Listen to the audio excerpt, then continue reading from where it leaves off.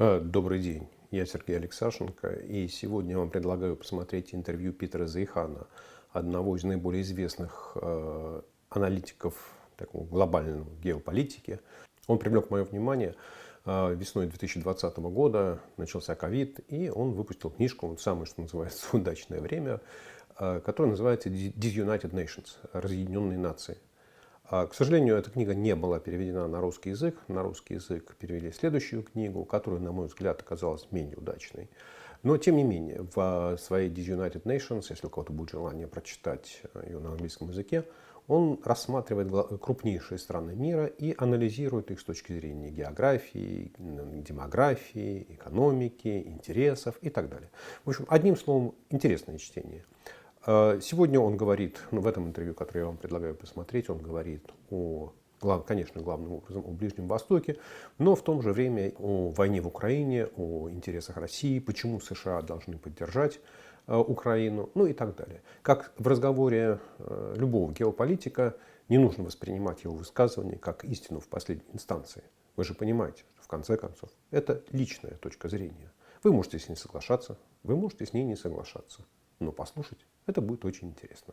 Итак, удачного просмотра. Ну и последнее интервью на английском языке, поэтому не забудьте включить субтитры, если вы этим языком не владеете. Hi, everyone. Welcome. With me today is Peter Zion, president and founder of Zion on Geopolitics. Hi, Peter. It's great to have you Hello. back on Real Vision. Hey, it's great to be back. There is just so much tension right now on the geopolitical front, right? I'm going to date stamp this because some people will watch it afterwards. So it's Wednesday, October 18th, 2023. And we have a very tense situation in the Middle East, Israel and Hamas at war. US President Joe Biden is visiting Israel right now. We have protests breaking out across the Middle East.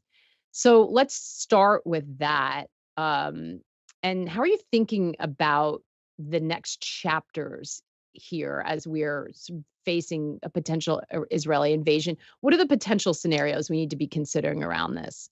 Well, unfortunately, there's really only one scenario that we need to look at, and that's the ground invasion of Gaza.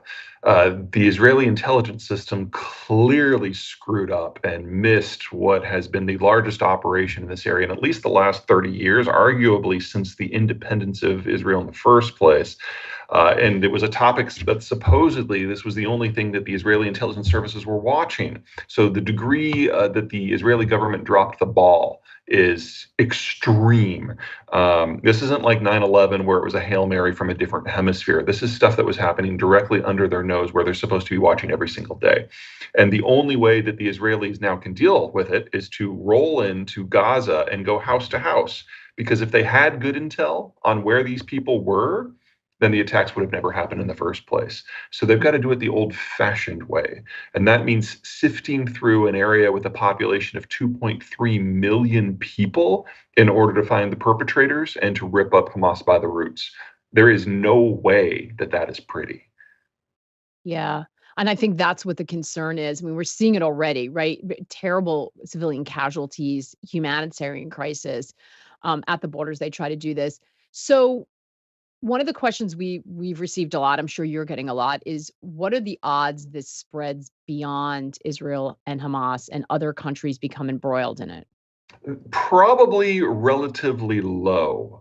Egypt is a security partner of the Israelis, has been for 30 years. And they used to control the Gaza Strip between 1949 and 1973, and they hated it. So there's no love lost between the Palestinians and the Egyptians. And while the Egyptians will not say this publicly, they are thrilled with what is about to happen. No. Yeah, Jordan is a satellite state of Israel that is basically paid for with international aid, primarily from the United States. So that's not a security threat either. Syria is in a civil war. They don't have the capacity to control their own territory, much less do something at the Golan. That just leaves Lebanon, which is a failed state. And while Hezbollah has some teeth, what they don't have is an army. So they might be able to launch some rockets over, and that might cause some heartburn in Tel Aviv and Jerusalem. But it's not a traditional invasion. So from the Israeli point of view, all of the local states are known quantities. The only questions that matter then are Iran and Saudi Arabia. In the case of the Iranians, They have some missiles that could reach Iran, but nothing that can change the balance of forces on the ground. They certainly can't deploy an army because they'd have to go through Iraq and Syria just to get there in the first place. That's well beyond their capabilities. And then there's Saudi Arabia. Now, the Saudis have been pushing for a direct alliance with the Israelis. They've been quiet security partners for the last 20 years. Basically, whenever the United States has said something less than complimentary about the Saudis or the Israelis, the two of them get closer together. And Israel has become a transit point for American weapons technology and training into Saudi Arabia now for quite some time. And they were trying to formalize that relationship. The question now is whether that's still going to move forward. And that is subject to an internal debate within Riyadh that's intergenerational. The King's generation, the older folks, liked the idea of the Palestinian cause and thought that any deal that was going to proceed had to include something for the Palestinians as well. The younger generation, that includes the crown prince, thinks the opposite, thinks that the Palestinians are wastes of skin and just need to be disappeared into history so they can get on with the real work of Saudi power. And so they are now having a debate internally about how seriously to take this. And when they're done with that debate, which will probably be within a month, we're going to have a very firm idea of what Saudi plans are for the next 20 years. So that's very interesting. And I think that is the optics traditionally. I mean, we see the protests happening everywhere. What are the complications for the Saudis if they decide to go in that direction? It is a break with the past. How does that sit within the dynamics of the Middle East? Well, keep in mind that the Middle East is run by a series of autocrats. So you've got your political elite, in the case of the Saudis, the royal family, who control all the levers of power. And then you have the street that has to be managed. And obviously the street is boiling right now. But this isn't the first time this has happened. And it is very, very, very rare that the street can actually overthrow the elite, because the elite controls all the security services, all the guns, and generally they have no problem shooting their own people. Also remember that the street in Saudi Arabia is fat. The national security strategy of most of the Gulf states is to give their people heart disease so they can't protest. And the Saudis have been very, very successful at that. So we have a question from Ian, because we're doing this live. Appreciate your questions on the platform. If Hamas is removed, what comes after that? Do we get a power vacuum? So if the Israelis have no choice to move in, what happens to that region?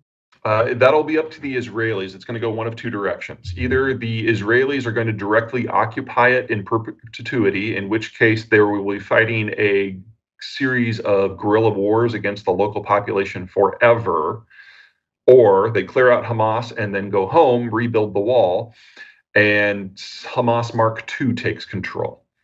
Either way, you're looking at a humanitarian disaster for this region for the foreseeable future. And what about the U.S. role in it? So President Biden went over. A lot of people were surprised at that move. What do you make of that, and what are the implications? One of the fun things about Joe Biden is, because he's older than the pyramids, he's seen the long stretch of history here, and he has come to a lot of conclusions about who the powers are worth sticking with over the long term once you just kind of wave the bullshit away. And in his view, Israel, for all of its warts, and there are many, is still the only Western-oriented country, is still the only country with the concept of human rights, is still the only country with a modern economy that can look after itself for the most part, is still the only democracy.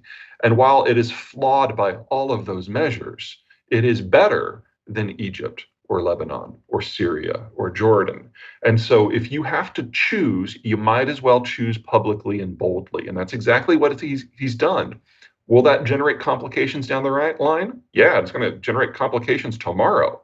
But making it very clear where the United States stands and the pecking order of this and other regions, you got to admit it's kind of refreshing compared to the presidents we've had for the last 25 years. What are the complications? What's the risk of him doing this? Well, the United States has been trying to get out of the Middle East for the last 20 years. We finally pulled it off under Biden. It was a mess with the Afghanistan withdrawal, but it freed up American strategic bandwidth for other things. Biden's now making it very clear that he doesn't really care what happens to the Palestinians, because Israel is the friend, Israel is the family, Israel is the ally. That means that we are going to be in a situation where the street, and to a lesser degree, the elites of this entire region, know exactly where they stand in American eyes, and that is going to force them to take certain policy changes that we're going to perceive as anti-American. Now, I would argue that under the surface, we were already there. I mean, let's be honest. Most of the Arab world aren't friendly, and they're certainly not what I would consider pro-American. But it's the United States establishing itself as a power broker without being a manager. And the Middle East has not had, I'm sorry, let me phrase it differently. The Middle East has not had this sort of strategic power vacuum for a very long time. It's going to lead to a lot of these smaller powers taking matters into their own hands. That's going to generate a lot more hot conflict. In the case of Israel, that's just an issue for the Palestinians. But for the case of the Saudis, that means all of a sudden they have to seriously consider arming themselves. For the Egyptians, it means that they're kind of on their own, and they're going to also have to make public stances vis-a-vis Israel and show exactly where they stand. It's a bracing moment. And this region has always been a mess. Biden's basically calling it a mess and picking sides. From a train wreck fascination point of view, this is going to get really interesting. So you think that they can position themselves, because some people, as a power broker and not a manager, so I'm assuming no boots on the ground, no presence, but picking sides. Some people would say America's ability to even do that is weakened, to say that they're a power broker when you've got China in the wings. In fact, we had a very specific question about this, and I'm going to read it. Some of you sent messages in ahead of time, DM'd me, which I appreciate. And this one is, so there's been speculation swirling, and I'm going to caveat this, by the way. We're going to take questions, whether they seem conspiratorial, where they're getting their information. I just want to. It's the Middle East. There's going to be a lot of conspiracy, right, no matter what. And I'm just giving voice to some of the sort of comments coming in from viewers. We're not saying one way or the other or how we feel about this. I just want to make it clear, because obviously this is very fraught, right? But there's been speculation swirling about how China has been indirectly supporting Hamas by selling weapons and providing funding to Iran. There's also been talk of how a Chinese think tank back in spring of 2003 boasted that China would benefit working behind the scenes from conflicts in Europe, Middle East, and Asia to weaken the U.S. geopolitically, so that they, as we know this is coming, ultimately make their move on Taiwan. Let's separate that out for a second, because we're going to dive into China later. But do all of these issues that are going on weaken the U.S. to a point where they're not really in a position to be a power broker? No, I haven't seen anything so far that really hurts the United States at this point. In the aftermath of the war on terror, we've got a million-man military that has now had 3 years to rest, recruit, and rearm, absorb the lessons, and get ready for what's next. We're not going to be putting boots on the ground in the Israeli area, certainly not in Palestine. So there's no real issue there. Also, because the United States is not involved in any sort of meaningful conflict at the time, we easily have the capacity of intervening indirectly with military support, special forces, finance, intelligence in a dozen areas at once. So I'm not really concerned at all about limitations on American power at the moment.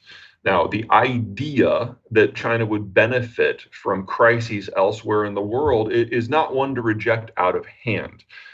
Because the idea is if the U.S. is obsessed with this, that, and the other thing, that maybe we'll miss things like Taiwan. But until you actually have boots on the ground, that is not the case. So during the war on terror, it would have been impossible for the United States to engage another part of the world with 100,000 troops, because all of our deployable forces were already in play. That's not the case today. So they would have to bait us into multiple hot conflicts where we were actually involved with the shooting. We're nowhere close to that. That's not going to be Ukraine as long as Ukraine is alive. That's kind of piece one. Piece two, I'm not sure the Chinese are capable of even having that conversation internally right now. Chairman Xi has so destroyed the capacity of the Chinese government to even think He has purged local governments and regional governments, and now the academic situation and the business community to such a degree that there is now no one within the Chinese system who will bring him information. This isn't a Trump problem where he doesn't want to be surrounded by people who will speak truth to power. This is more of an Obama situation where he doesn't want to communicate with anyone. And so he is making decisions in the dark based on no information flows. We now know, for example, from the aftermath of that balloon situation, that he didn't even have awareness that the balloon existed until after it was shot down. He has so truncated himself. And so within the Chinese bureaucracy, there's no decision-making capacity except for Xi, and Xi doesn't have the information he needs to make decisions or even be aware that a decision needs to be made. So any Chinese involvement here is a degree legacy from before the information system completely broke down. So if you want to say they're selling weapons to Iran and Iran sending weapons to Palestine, there might be something to that, but there's no brains behind it. This is just bureaucratic inertia at this point. So how can you be so sure that Xi is so isolated? How do we know that? It's so hard to get information from China. How do we know that to be true? I would say that the single biggest indicator we got is when Secretary Blinken was finally, like 2-3 months after the balloon incident, finally able to get into China, and he discovered that the foreign minister didn't even have access to Xi. So I think there is some concern about what you're saying, but flipped, that could the generals just do something? Could some, much like with the balloon, do something without the sort of, authority and full weight of the Chinese government and inadvertently start something in Taiwan or start something somewhere else? I think that's a bigger risk. Keep in mind that the same purge that has gone on throughout the bureaucracy has not left the military unaffected. And for the balloon situation, for example, it wasn't their military. It was some asshat in the intelligence directorate who just thought that this is how we stick it to the Americans. I'm going to have to use that phrase somewhere today, too. It's a non-zero risk, and our intelligence services are capable of monitoring those people because they're having conversations. You can't bug Xi's phone because he never talks to anyone. I don't want to say it can't happen, but Xi has purged talent out of the military as well. And so if someone in China did pull the trigger, you would expect to see a relatively similar breakdown in the decision-making within the military that we're seeing within the bureaucracy, and it probably wouldn't go as well as a lot of people think it would.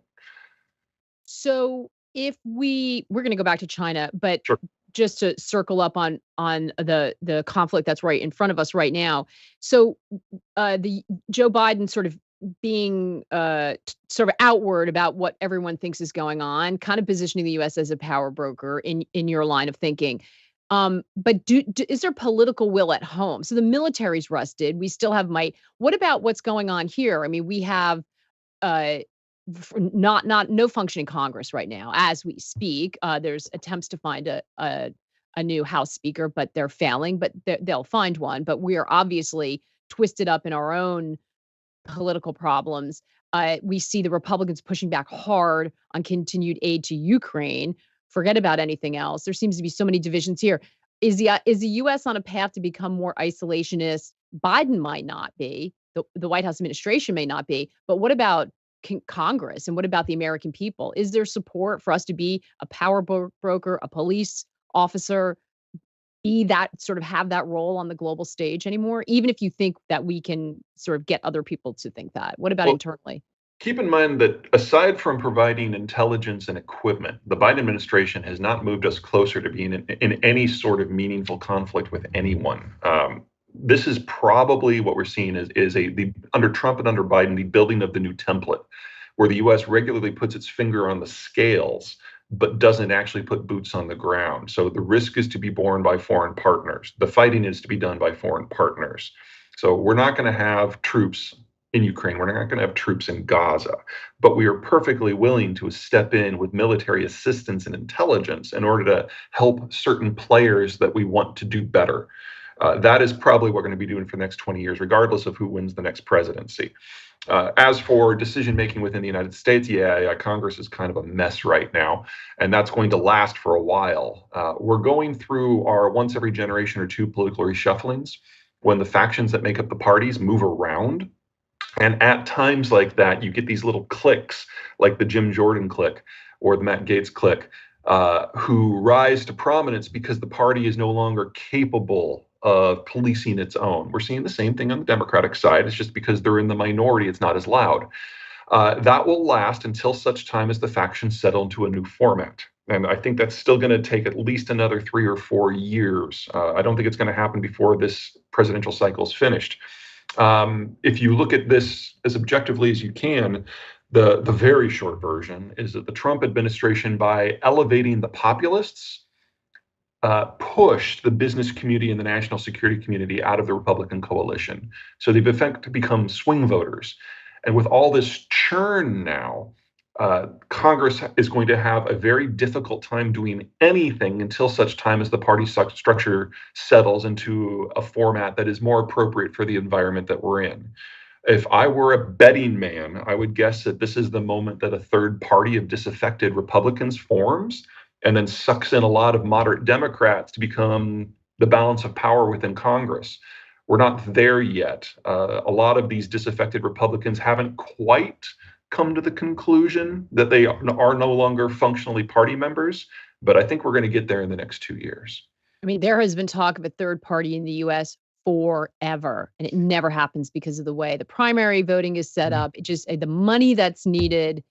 So, some people say, unless you have campaign finance reform, you're just not going to be able. We've had the billionaires try to run, but they don't have enough appeal. And it's still, there's just a lot of a third party that can logistics. capture the presidency. I agree. I don't think that can happen.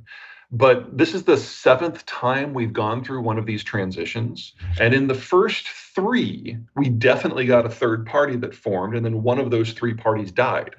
In the more recent 3, what's happened is there was an evolution within the coalitions and the faction switch side.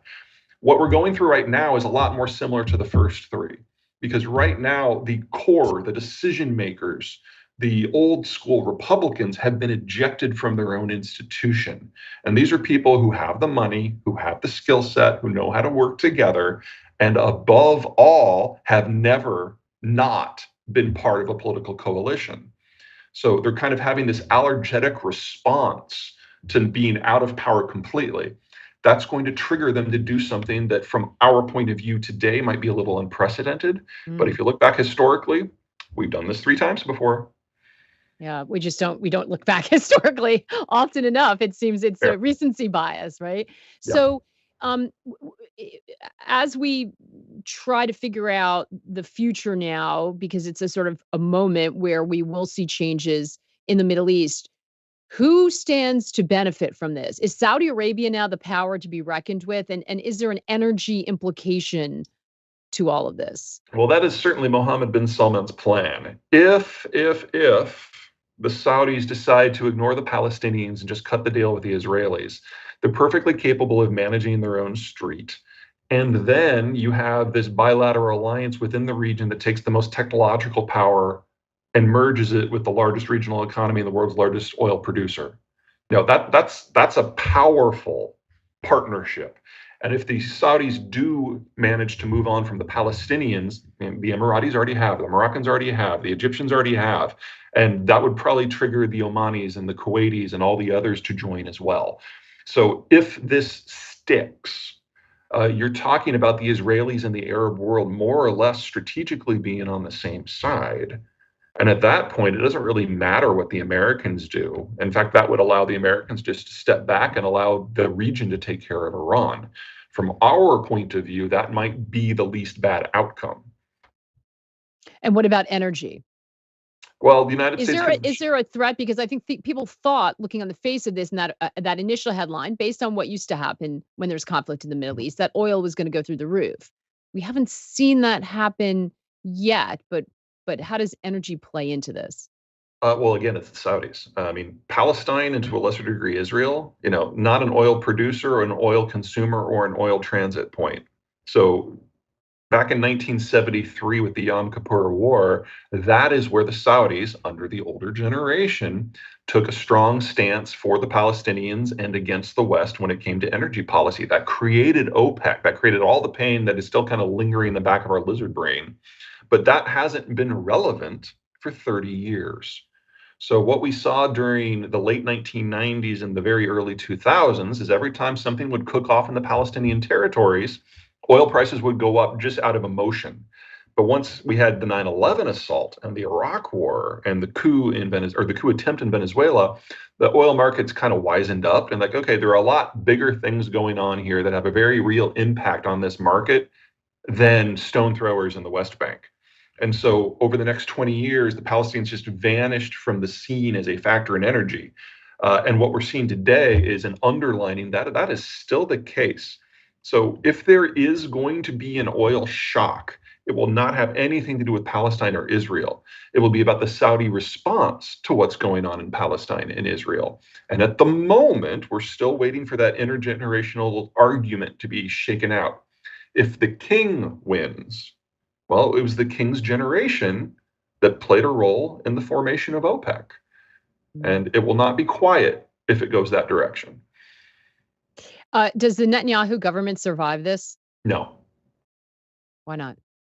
There is a large faction of the population in Israel that are basically wards of the state. They're ultra-Orthodox. They study the Torah. They have low taxes and high subsidies, and so a very high population growth, lots of kids. And they now have been sufficiently strong at the polls to generate a significant amount of the factions that are part of the Netanyahu government. And to be perfectly blunt, most of them are wastes of skin. They've never had a real job. They've never been in business. Their education is purely religious. It's not based on politics or geography or economics or anything. And they're ministers. And they have been on watch while this attack manifested. And the credibility hit to them with the overall population in Israel is crippling. So I don't know how long this government can last, but I know that this specific government will fall because they have proven they're incapable of running the country without a lot more practice at doing something else. Now, whether Bibi falls or comes back in the next election, who knows? That dude is a political survivor. Do not write him off. But this specific coalition government, yeah, it is not long for this world. Does Biden's visit there make it more difficult for Saudi Arabia to continue on those talks with Israel? I mean, the relationship between the U.S. and Saudis have not been great. Yeah, well, I would say if you're Mohammed bin Salman, this is great because it's showing the writing on the wall and what the Americans want. And so, you can either align yourself with that or align yourself against that. The older generation, this is going to be more complicated because if there's one thing that everyone in Saudi Arabia recognizes is that they're fat and they're lazy and they're incapable of defending themselves. They have to have a security guarantor. And if they side against Israel in this fight publicly and loudly, well, that'll never be the United States or Israel then. And all of a sudden, then they've got to find someone else, anyone else. And all of the other options are messy. China. China doesn't have the capability to project power to the Gulf. Well, there was all these talk about yuan being priced, oil being priced in yuan, and the Chinese laying the groundwork for the moment when Saudis would turn to them.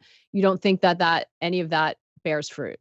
There's a relationship there. I don't mean to suggest they hate each other. They don't. It's a business relationship, though. The Saudis know that the Chinese don't have the military capacity to project past Taiwan, much less all the way to the Persian Gulf. But they also recognize that the Chinese are the world's largest oil importer, and the Chinese recognize that the Saudis are the world's largest oil exporter. So the idea that the two of them wouldn't have some sort of corporate economic relationship is equally silly. But there's only so far that you can take that. And as for the denomination issue, the Chinese were very clear at the BRICS summit that they had no interest in a post-dollar world. It's just that wasn't picked up by U.S. finance because it doesn't match the de-dollarization drama mantra that we're all talking about here. I mean, it's really not a discussion in Beijing or in Johannesburg or in New Delhi about the only country that feels that they have a strategic interest in a non-dollar world are the Russians, and they just want everyone to use the ruble, which is, of course, stupid. So you completely reject this because that de-dollarization theme is strong. It's strong. It's strong in your world and nowhere else. Right. Yeah. Interesting. Because we hear a lot about the weaponization of the dollar, the U.S. That's using real. SWIFT as the beginning of the end of the Yep. reign of the dollar. You're not There's buying got it. to be an alternative. The yuan is not internationally exchanged. The rupee is a very soft currency. The Russian system is under sanctions, and the Brazilians have no idea what they're doing. There is no alternative here at all. The closest would have been the euro, but 10 years ago, when they were having their financial crisis, they started confiscating insured banks' deposits to pay for their bailouts, which eliminated any possibility of ever being the euro. And in the aftermath of the sanctions on Russia, the euro and the yen are de facto subsidiaries of the US dollar now. I mean, there's not even anyone who's pretending that they might be next. So, Edward, I think we answered part of your question with China's role in the conflict and strategic objectives, but Edward was also asking about Russia. So, this has, in many ways, of course, obscured all headlines about what's happening in Ukraine. I mentioned before that there's been pushback from the Republicans and members of Congress about continuing to fund that. What is this? How does this situation in the Middle East now impact the conflict in Ukraine? Well, it's definitely a problem because it's a distraction. There is no economic outcome from the Gaza operation. It's a non-factor economically. And from a strategic point of view for the United States, it's also a non-factor. The only way it matters is through second, third, and fourth degree steps that none of which are guaranteed to happen, none of which are likely to happen. But Ukraine, couple orders of magnitude more important. This is the 9th war that the Russians have launched since 1991 in an attempt to reshape their neighborhood. And if they succeed in Ukraine, Ukraine doesn't solve their strategic problems. They're trying to build a better external crustal defense. Romania, Latvia, Lithuania, Estonia, and Poland solve that problem. So if Ukraine falls, we will have a different war, and one where the United States will have boots on the ground and nukes will fly. So blocking the Russians from advancing past Ukraine is a core national interest to the United States. In addition, the economics of this speak for themselves. You've got the world's number 1 wheat exporter, number 5 wheat exporter locked in a war. It involves the world's largest and third largest sources of potash fertilizer. It involves the world's second largest sources of oil and natural gas. The economics of this are immense. And so I can think of no better way of showing you that everyone who was Republican who could do math has been ejected from the party than talking about how Republicans are now against assisting a country that is a democracy have failed, an economic conduit that's critical in order to hold back a irredentist power that holds huge control over wide swaths of the global economic system. I mean, it's like this should be the type of conflicts that traditional Republicans are all about because it stops so many things. But instead, we've got this wing of the party that has managed to take over and clearly can't find Canada on a map or do basic math. And so, but that's important. I mean, this is, we're going into an election year, and they have a very loud megaphone that they're speaking through. So what does that mean for the future of U.S. support for Ukraine? We will find a way to make it work because the alternative is to risk losing American cities. We found out in the Battle of Kiev that the Russians were incompetent at modern warfare. They're not any good at logistics. Their training was atrocious. And the fact that you've got Ukraine, which functionally didn't have a military on the first day of this war, that it still exists is a testament not necessarily to Ukrainian pluck and creativity, but Russian absolute and utter incompetence. And so if we see the Russians prevail in Ukraine, when they reach the NATO border, a fight between the NATO forces, who are the best in the world, and the Russians, who are definitely in the bottom half, would be a bloodbath, and the Russians would be obliterated. But that doesn't change any of their strategic needs. And so nukes would come into play. And the Biden administration, because it's led by a guy who predates the splitting of the atom, knows this in his gut, and we will find a way to make it work.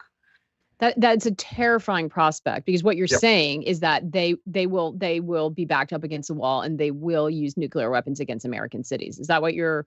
Yeah, the Russian demographic is one of the worst in the world. This is their last generation where they can try to use conventional military force to reshape it.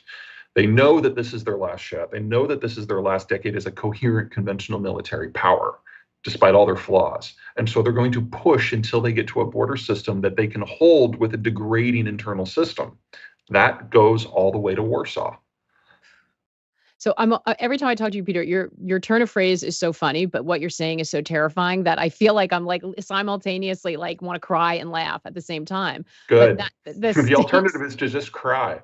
yeah, it's true. Actually, you and I were talking about a little bit about just the sort of mental strain of having to hold all of this for everyone, to watch this and try to figure out the future. And Roy, I appreciate your comment saying, how can we cope? Like, what are the choices do we have to cope? We'll talk about that in a little bit, but all of this is so very, very serious, what we're talking about. So is the US military aware of this, and Oh, yeah. what role would they play? Because presumably, if they believe what you just laid out, the scenario you laid out, which is that the use of nuclear weapons is a real threat from Russia, they do not have a U.S. Congress that's listening, and may or may not have the next president who's listening.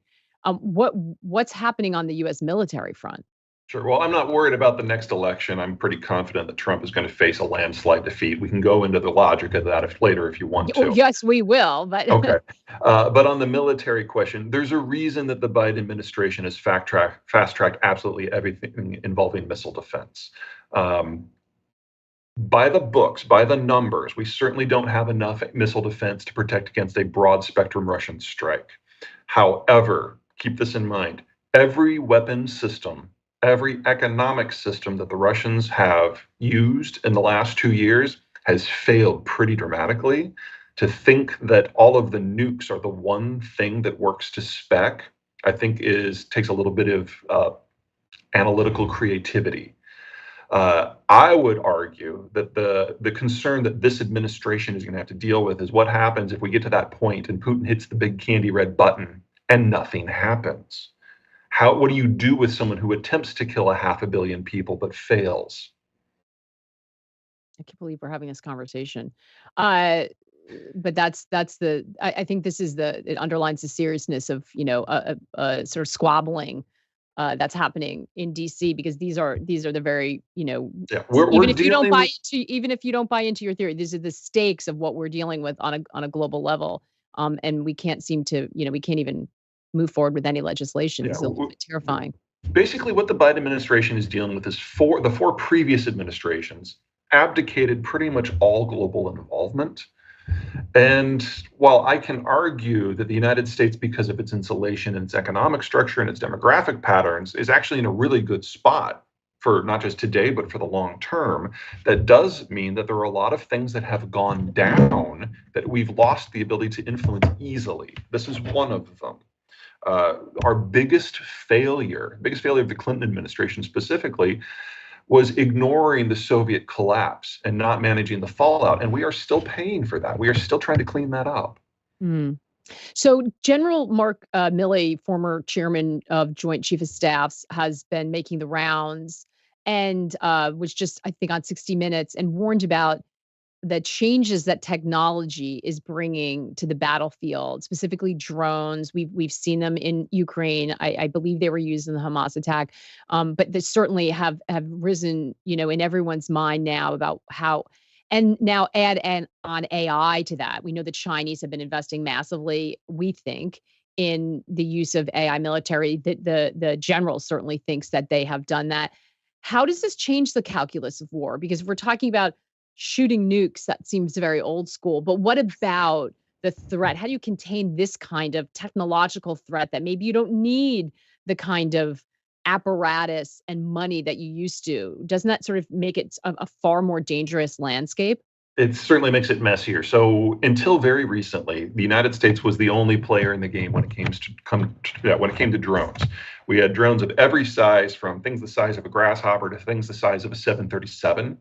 What is unique about the American drone system, and so what we thought was true about all drone systems, was that they were expensive and they were in small numbers. American technology, when it comes to the military, has always been about quality over quantity, because wherever we go in the world, we will always be hideously outnumbered. So we've got to be able to punch harder at a further distance. And that's the Reapers, and that's the Predators, and that's the Special Forces drones, all of that.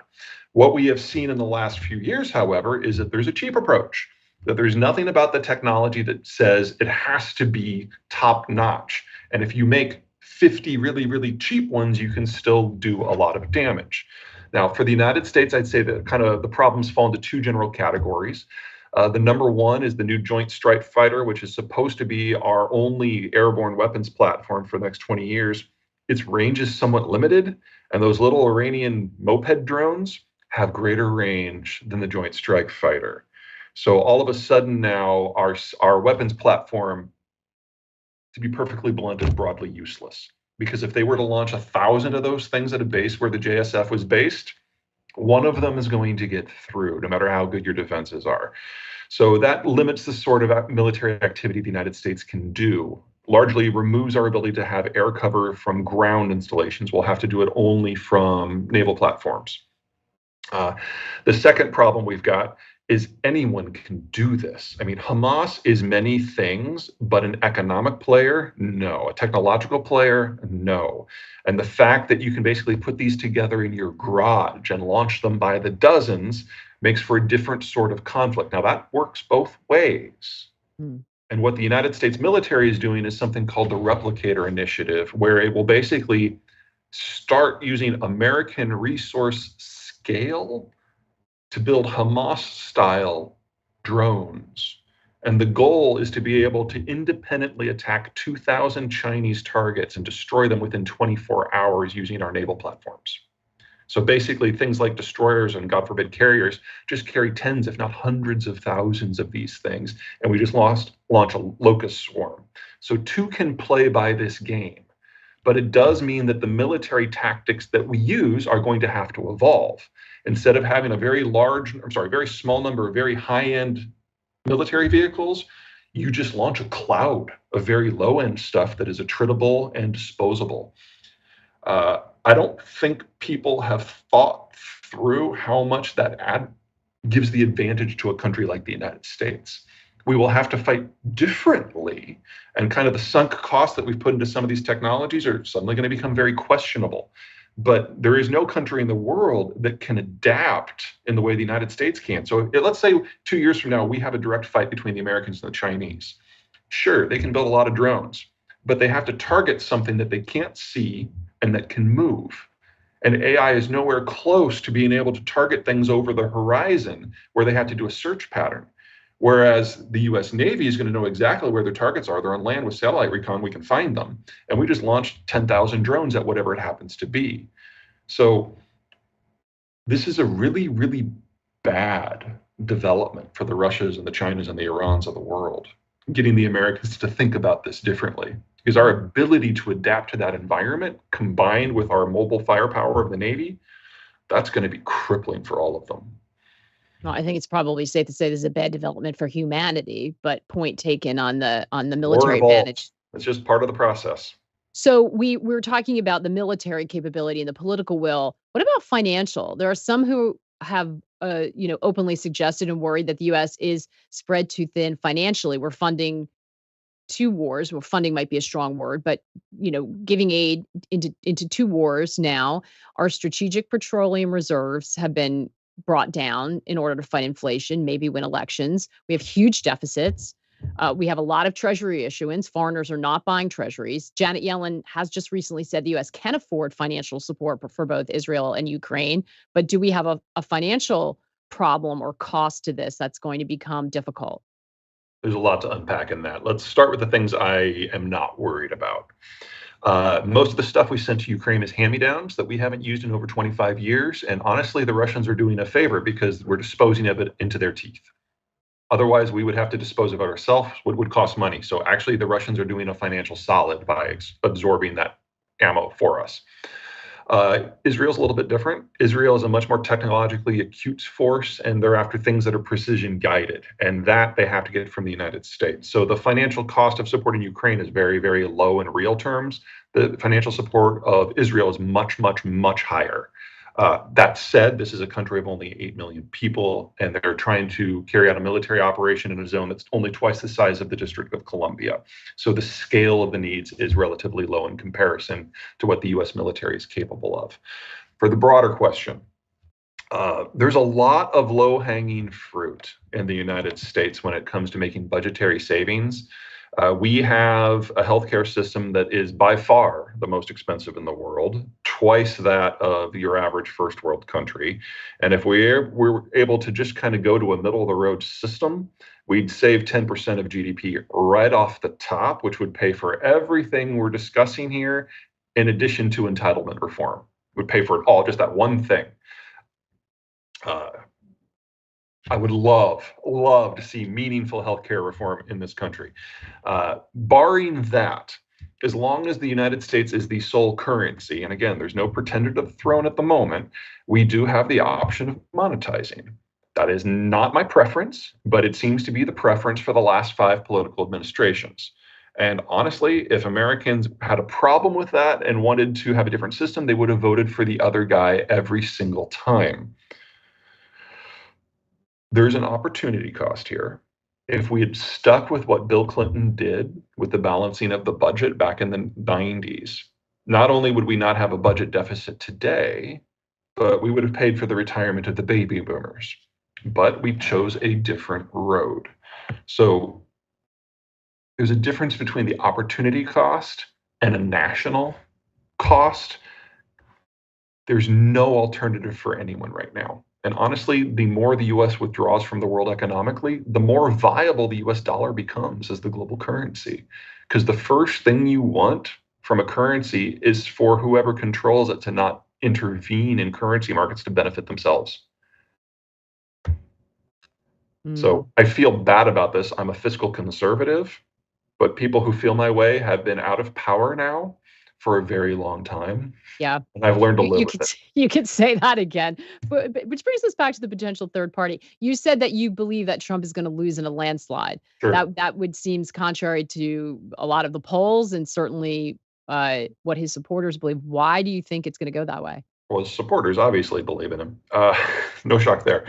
Okay, so a couple things. Number one, he has full control over the Republican Party apparatus, and I have no doubt that he'll get the nomination. I mean, he could campaign from prison where he's been convicted of 90 felonies, which is how many there are now. And he could live stream the abortion of his underage illegal migrant trans lover, and he would still get the nomination. He's got a lock on that. His supporters are fervent. They're cultists. They're not going anywhere.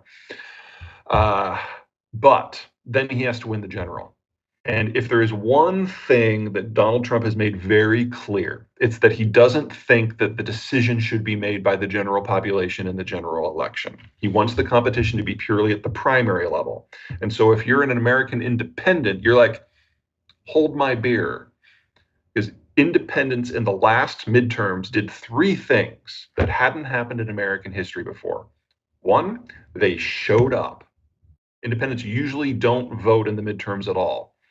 Second, independents will violently vote for their own perceived best interests. And in exit polling, they indicated they thought the Biden administration was doing a horrible job and that his economic policy was borderline suicidal, and that the damage being done to independents in particular were unfair and unwise. And they voted for Democrats anyway. And then third, independents almost never vote for the same side twice. They're very fickle. And so when Trump lost, they were voting against him. And then they voted against him again. And so if the independents are willing to break all these normal patterns, you've got to look at the electoral map of the United States and figure out which states the independents hold the swing. And that's about 20 of them. And so you take the states that will go red no matter what happens with the independents, and the ones that will go blue without whatever happens to the independents, you put them to the side and you look at what's left, they all go purple. So we're probably looking at the Trump team getting maybe a dozen states, none of which are big. And with Biden sweeping, among other places, Texas and Florida.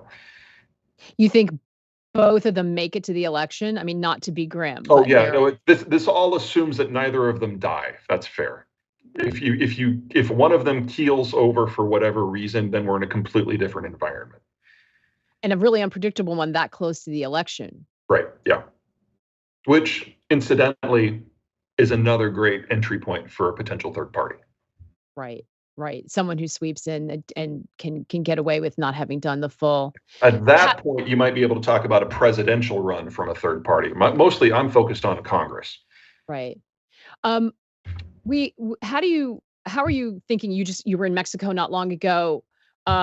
A lot of attention always during an election of the crisis at the border. It's being broadcast nonstop in certain areas of social media. Certainly going to the Republicans, or certainly try to use it against the Biden administration to drum up support. I know you of course concentrate on demographics. How are you thinking about what's happening at the border? Well, let's hit it from the non-political demographic angle first before we get into the muck. The United States birth rate is the lowest in its history. And if we continue on our current path, we're going to be facing a Chinese or European style dissolution 50, 60 years from now. So we're at the beginning of what could be a very dangerous period. And in the next 15 years, we're going to see China and Germany disassociate. And so we're going to get some very clear examples of the path that we're on soon. When you say disassociate, what do you mean by that for people who don't follow demographics? Or China will cease to be a functional nation state with an industrial economy. Because of the birth rate? Yeah, their birth rate dropped by 70% in just the last 5 years. During COVID? Predating COVID. Why does that mean they have to stop functioning as an industrial state? What about technology? What about other? We have a number of countries in the world that are in a similar situation. Korea, Germany, Italy, and to a lesser degree, Spain are all in that same bucket. But it's not that they're running out of children. For most of them, that happened 30 years ago. This is the decade they run out of working-aged adults. So young people do the consumption. How do you run a system without consumption? Older workers do the production investment. How do you run a system without production and investment? So at a minimum, we're looking at a fundamentally new economic model that hasn't been invented yet. And for a system like China, where decision-making is now impossible, I'm looking at them losing national cohesion. What does that look like? This has happened 20-odd times in Chinese history, so there's a really rich palette of national disasters to draw from. All of them involve a degree of civil breakdown, warlordism, and famine. It sounds so extreme. Some people, when they hear you say that, just think that just can't happen. It just sounds so doomist and extreme. Well, then they have to say it can't happen again. Because it's happened before. Over 20 times. But not in modern history. Oh, it happened just after World War I. People forget that what sets the China of today out from the China of the last 3,000 years is the Americans provided them with trade access to the world for the first time and sent all the regional powers that were occupying home for the first time. And so for the last couple generations, the Chinese have been allowed to build without interruption while having American granted access to the world. This is not their normal. Good point. And European countries are facing the same situation? Yeah, not as extreme as the Chinese situation. We keep getting new data out of China that indicates that it's just getting worse by the day. But Germany, this is their last decade as an industrial power as well. They're simply not going to have the workforce to continue the attempt. Yeah. Sebastian, we had a question from Sebastian. With Germany's trilemma beginning to take shape, how do you see neighboring countries doing if the manufacturing base is starting to fall apart? How would Switzerland, I guess you might be from Switzerland, Sebastian, how would Switzerland, for example, do in this case? I mean, I think you can say, what does this mean for Europe more broadly? Yeah. So Switzerland does have a younger demographic than Germany. They have a minimum 20 extra years. That doesn't mean that their future is particularly bright in the long term, but they've got a lot of time to potentially figure something out. And they're going to learn a lot from what the Germans do or don't do. France has the healthiest demography in the region. A lot of this is going to be picked up by the French. Now, yes, the French are not capable of doing German-style precision manufacturing. but that doesn't mean they're a slouch. As for the Central Europeans, most notably the Poles, the demographic situation is similar, but they're all 15 years younger. So there's, again, another couple of decades. So you'll see this system break up, and a lot of people leave, just like they did the last time that the Germans faced a major geopolitical stress back in the 1840s. Remember, we got 1 million Germans in like a 4-year period from out-migration. You're probably going to see something very similar again. The trick, of course, is whether the United States can fix its immigration system between now and when this break really happens so that we can take advantage. Yeah. Well, I mean, that's the question for everybody, I suppose, though, right? So we're looking at what we now call crisis at the border, but based on what you're saying, it sounds more like opportunity at the border if you're looking to replace or funnel in a younger population. Can't the same be said also for China and Germany? I mean, if you're talking about a breakdown in society, don't people become a very An asset. important, yeah, an asset? And wouldn't you look to invite them from other places that are facing a different standard of living, climate crisis? I mean, we know that. So, does the immigration conversation change? I hope it does. In the case of Germany, theoretically, emphasis on the word theoretically, it might be able to use immigration in some way. The scale of what is necessary would be huge, though. You need to bring in 2 to 3 million people under age 25 a year for the next 20 years. And if you do that, Germans are no longer a majority in their own country. So, the cultural transformation. That's the rub. The cultural transformation of doing it so late in the day makes it much, much harder. And the same is true for everywhere, though, right? For everywhere. So Canada is an example of a country that did it before. So the Canadian demography was very similar to the German demography 15 years ago. And so they started up a massive inward migration program under the Harper government, continued it under Trudeau. And I don't mean to suggest that they've solved it, but they've provided an interesting case study for how it doesn't have to change you. The United States has a much healthier demography than Canada had 15 years ago, and is generally the destination for a lot of countries who want, or people who want a better life. So we can theoretically make the decision to do this at scale. But the countries that we would reach to for that are now very different. So Mexico has been so economically successful over the last 30 years that net migration from Mexico to the United States has now been flat to negative for 15 years. And with NAFTA, they've industrialized and their birth rate has dropped. And so now they are a destination country for inward migrants as well. And so for the first time in US history, we've got Canada, the United States, and Mexico who are all on the same side when it comes to migration issues. That's a very different conversation that's being had now compared to just 5 years ago. Most of the migrants we're getting are coming from failing states. El Salvador, Honduras, Nicaragua, Cuba, and most recently, Venezuela. The numbers, the apolitical numbers are obvious. We need these people. The politics are obviously more of a problem. And in that, the issue absolutely has been Donald Trump, because he's done two things. Number one, he's closed down almost all methods for legal migration. So it doesn't matter if you don't know how to clean a window. It doesn't matter if you can design a supercomputer. You have to come illegally if you want to come to the United States. It's like, so all the people that we say that we want, we're saying they can't come either. Second, he built the wall. Now, the wall is going through the border zone, which is the most remote part of the American continent. The Chihuahuan and the Sonoran deserts are some of the greatest natural barriers in the world. And by building the wall, he has built 50 construction roads across this barrier in order to build something that's 20 to 30 feet tall.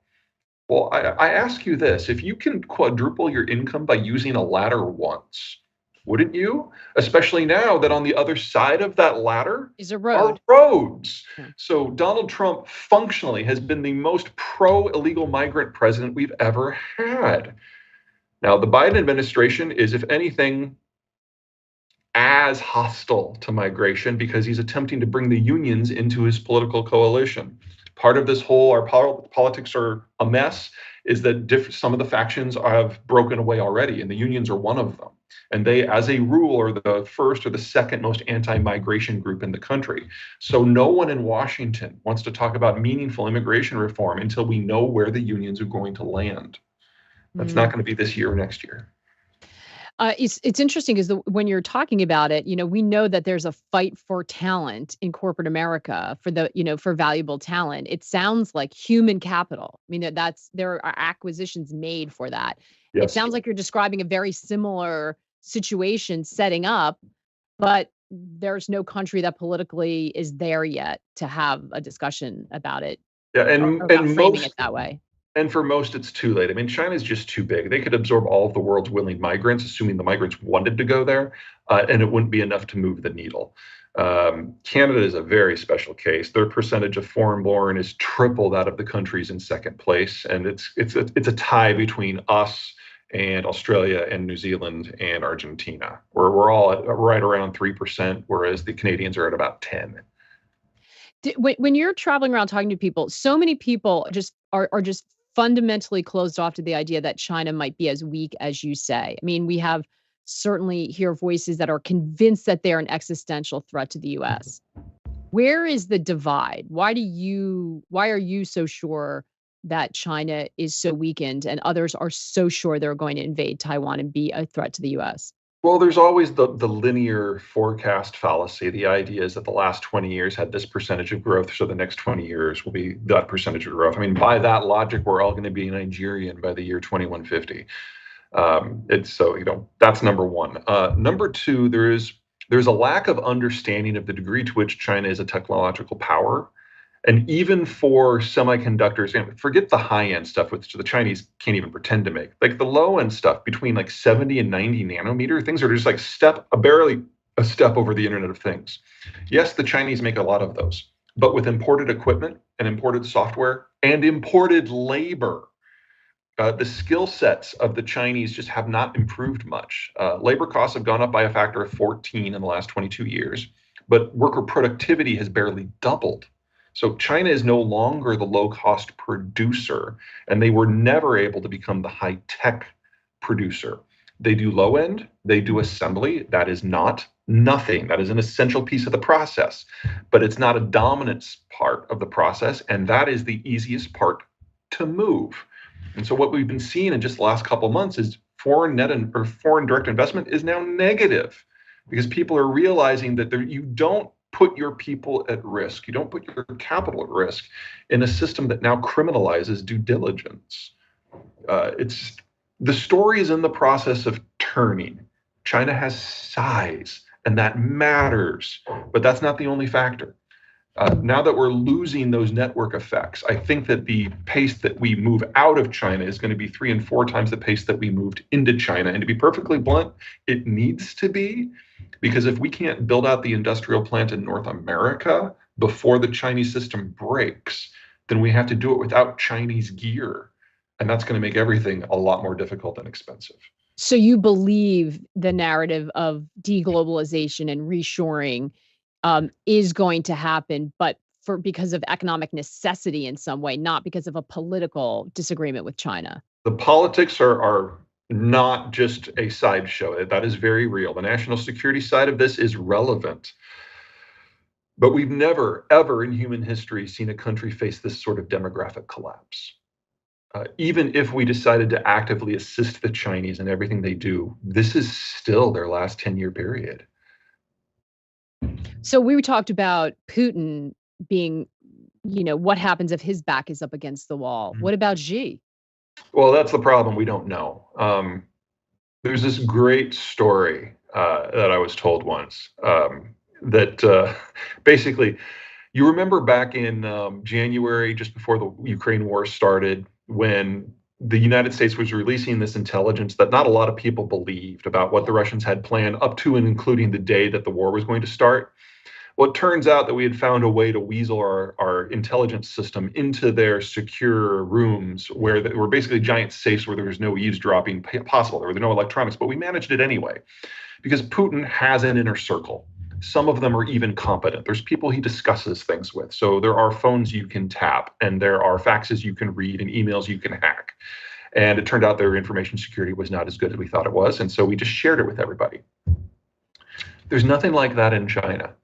It's not because they have better IT protection. It's actually much worse than the Russians. But Xi doesn't speak with anyone. So there's nowhere you can go. There's no information you can get. There's no conversations you can listen into to find out what the Chinese are going to do, because it's all in one guy's head. So the normal things that you would do indirectly is like, you look at the economic issues, you look at the military distribution, and you guess what someone in his position would do. None of that's relevant because we don't know what he knows. He's destroyed all the lines of information to himself, and yet at the same time established himself as the only decision maker. You can't climb into someone's head when you don't know what they know. And so we're in a complete black box. All I can say is that because he has done this, the Chinese system is not functioning as you would expect a nation state to function, economically, strategically, in anything.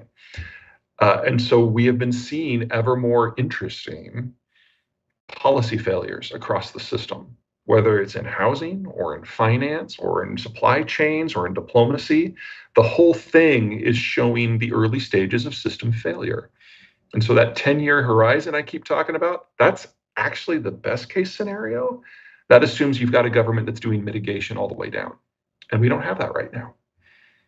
So you're describing a situation where there's potential nation collapse in China. They don't necessarily have nuclear weapons, but North Korea does. The Chinese have nukes.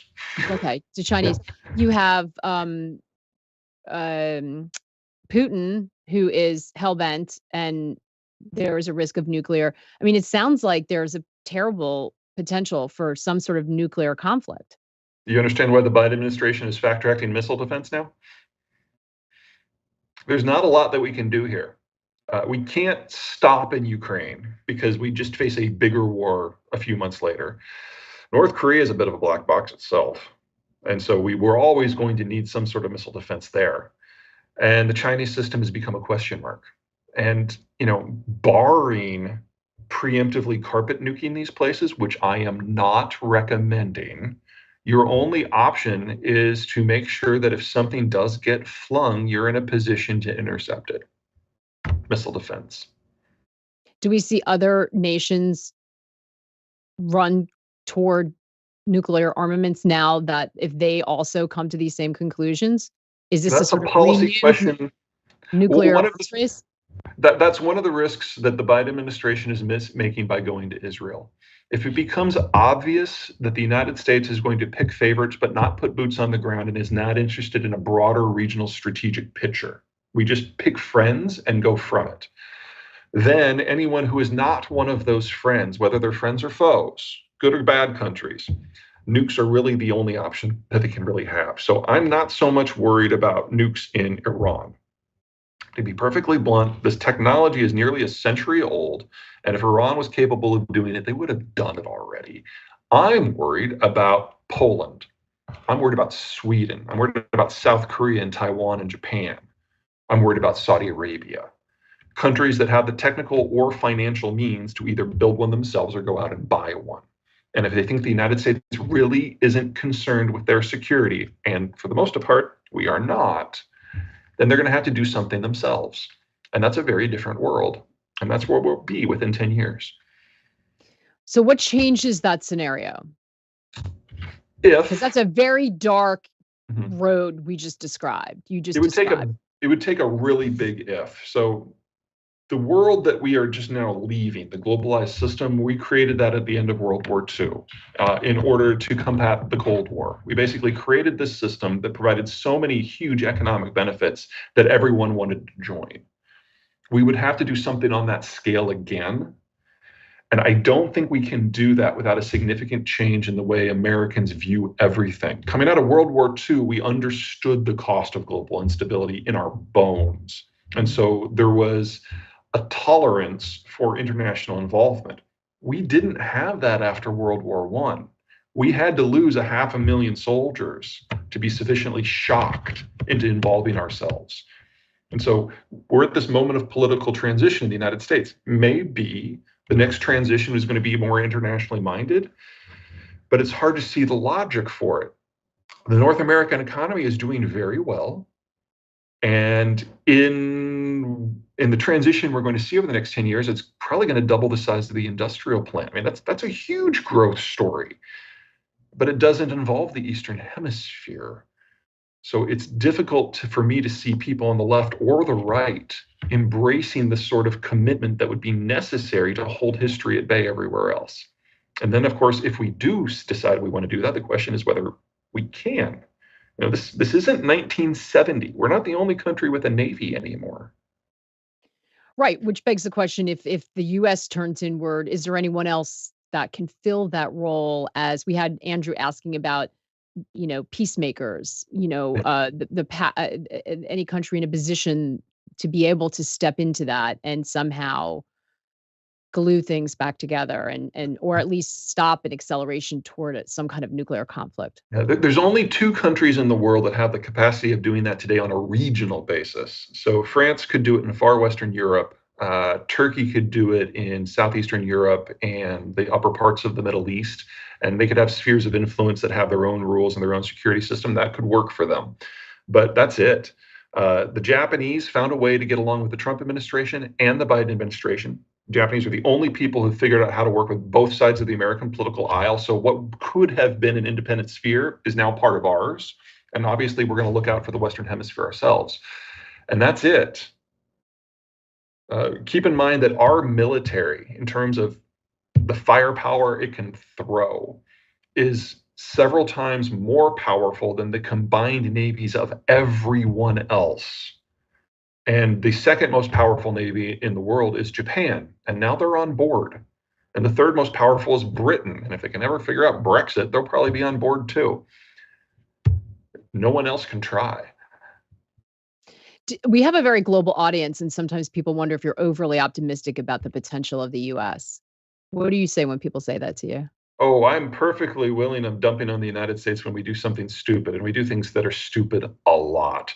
But when you look at geography, the United States has the best geography in the world and significant insulation from everyone else. And if you look at demographics, the US is the healthiest demography in the rich world.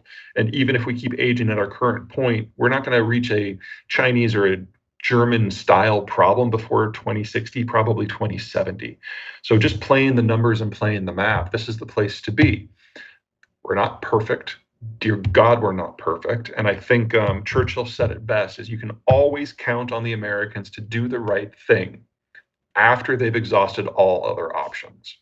Yeah, we certainly seem to be living that right now, don't we? So this is so much for us to hold in our head. I always love when we have a chance to catch up with you, Peter. What are you going to be sort of looking most closely at right now? There's so many moving parts. They're all interconnected. What's going to sort of hold your attention right now? What are you looking at? Ukraine is easily an order of magnitude more important than Gaza. So Gaza, for me, is, I hate to say this, especially if you're Israeli, I apologize, but it's a distraction. It's not a major issue. It's major for Israel. It's not major for anyone else. The future of Ukraine will determine what is possible in the Western alliance, not just NATO and the EU, but the whole structure of the region and how Russia dies. Because if Ukraine falls, Russia will come for Europe. And if Ukraine succeeds, then we have to deal with the breakup of the Russian system, which will be much messier than the breakup of the Soviet system. And an order of magnitude more important than that is how China disintegrates, because it is the workshop of the world. And we've got $35 trillion of sunk costs and industrial plant in that continent or in that country, most of which is going to have to be rebuilt somewhere else. And how that process happens is going to determine the human condition for the next 50 years. Is Putin still in power next time you and I get together? I think he is sufficiently consolidated power with his own system to not have to worry about assassinations. And by Russian standards, he's in great health because he doesn't drink. So I would expect him to continue to run the Russian Federation until the day the Russian Federation dissolves, whether that is a year from now or 30 years from now. Which I assume is a big risk, because if he's not willing to yield power, it can't be taken from him. That will complicate the end.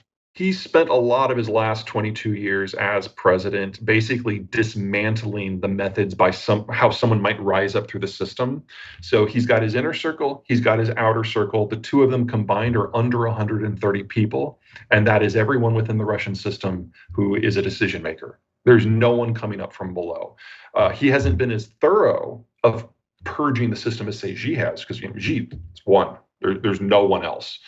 But Putin has done a very good job of making sure that those 130 people think of him as the person who ultimately decides everything that matters. And they know that there is no one else among the 130 that could even theoretically take Putin's place, with one exception. There's a guy by the name of Igor Sechin who runs Rosneft, the state oil company, used to be an arms smuggler during the Soviet period. He might have the guts and the brains to do it. But if there's one thing that the other 129 agree on, it's that Igor Sechin is an asshole, and he would probably be killed within 24 hours of offing Putin. Well, everyone there's no one survives trying to take out Putin so far. So he must have a long reach himself. Yeah, well, I mean, now. he comes from the security services. So intelligence is in his blood, and that's where his strongest allies are. And his second strongest allies are in organized crime. So if he wants somebody gone, he either has the official state do it or some irregular group do it. And it's, at least from a leadership point of view, it's been effective. All right, Peter. Всего хорошего. До встречи.